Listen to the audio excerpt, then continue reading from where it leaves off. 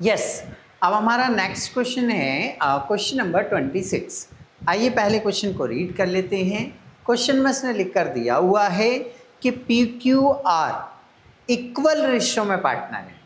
P Q R equal ratio में partner हैं और उसमें से आर ने डिसाइड किया कि उसका रेशियो 1/5 होगा। मतलब नया रेशियो दे रखा है। आर का कौन सा रेशियो दे रखा है? नया रेशियो दे रखा है। क्वेश्चन में गुडविल भी दी रखी है। तो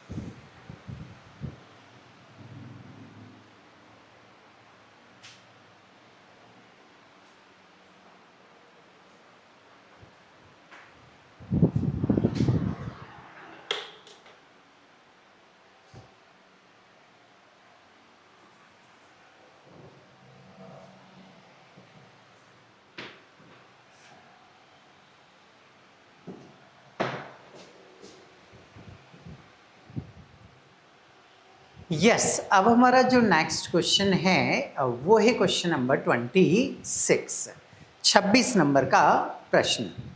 इस प्रश्न में आइए पहले रीड कर लेते हैं।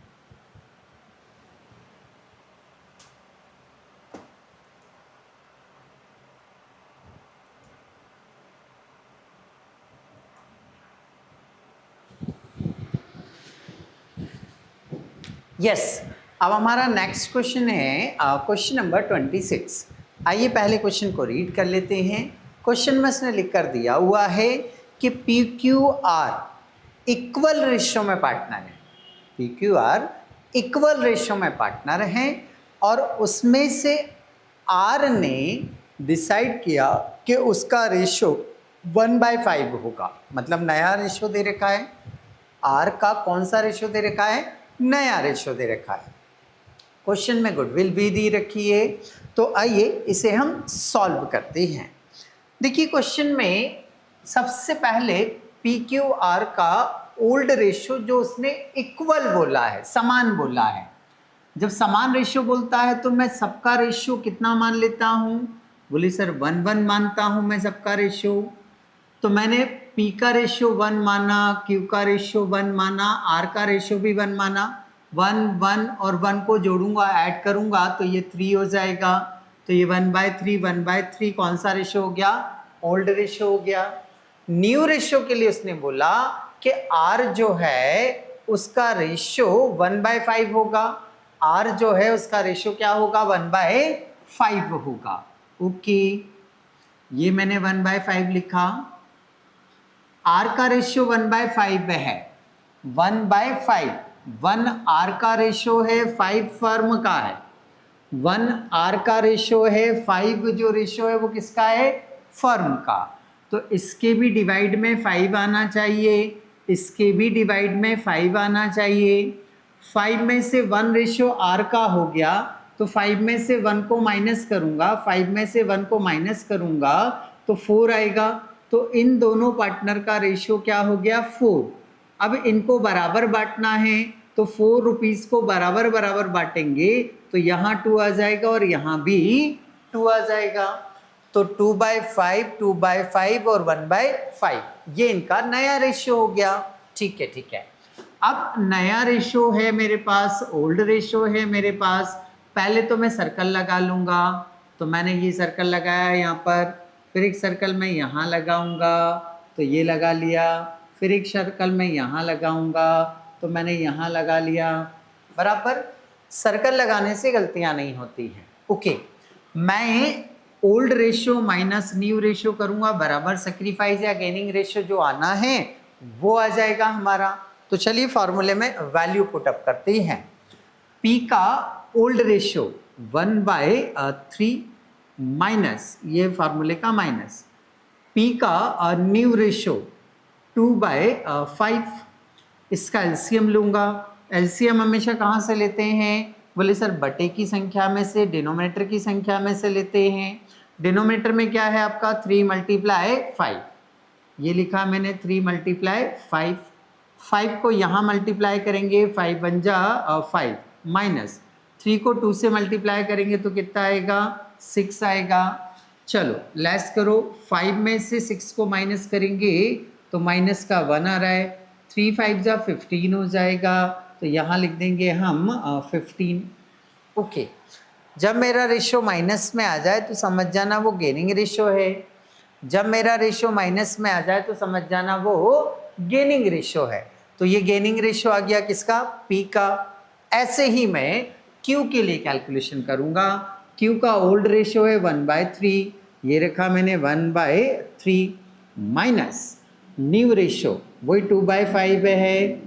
फिर इसका एलसीएम लेंगे हम, तो एलसीएम है हमारा 3 × 5, 5 बन जा, बोले सर 5 आएगा, माइनस 3 × 2 = 6 आएगा, 5 - 6 मीन्स माइनस का 1 आ जाएगा डिवाइडेड बाय 15। ओके, अब मैं R की बात करूँगा। R का ओल्ड रेशियो है 1/3, तो ये रखा मैंने 1/3 माइनस न्यू रेशियो रखना है जो कि ये 1/5, ये 1/5। एलसीएम लूँगा, एलसीएम आएगा 3 × 5, 5 का 1 से मल्टीप्लाई करेंगे 5 बन जा 5 माइनस 3 को 1 से मल्टीप्लाई करेंगे तो 3 बन जा 3। 5 में से 3 को माइनस करना है तो ये आएगा आपका 2, प्लस में आ रहा है, प्लस में आ रहा है तो सेक्रीफाइस रेशियो आएगा, 3 × 5 = 15 हो जाएगा, ये 15। तो P का रेशियो जो है वो गेन रेशियो आ रहा है, Q का रेशियो जो है वो गेन आ रहा है, और जो R का रेशियो है वो सेक्रीफाइस आ रहा है। जिसका माइनस में रेशियो आएगा वो गेन होगा, जिसका प्लस में रेशियो आएगा वो सेक्रीफाइस होगा। ओके, मैंने रेशियो का कैलकुलेशन तो कर लिया, अब मुझे गुडविल का कैलकुलेशन करना है। क्वेश्चन में देखो फर्म की जो गुडविल है वो कितनी दी हुई है। सर फर्म की जो गुडविल है वो 6 लाख है। इस गुडविल को मैं इस सेक्रीफाइस और गेनिंग रेशियो में क्या करूँगा, बांट दूंगा। तो ये लिखा मैंने 6 लाख जी। P का रेशियो माइनस का 1/15, तो माइनस का 1/15, माइनस का 1/15 मतलब मैं इसको डिवाइड कर दूंगा तो 15 × 60 कुछ 40,000 40,000 आ रहा है, तो ये 40,000 आ रहा है।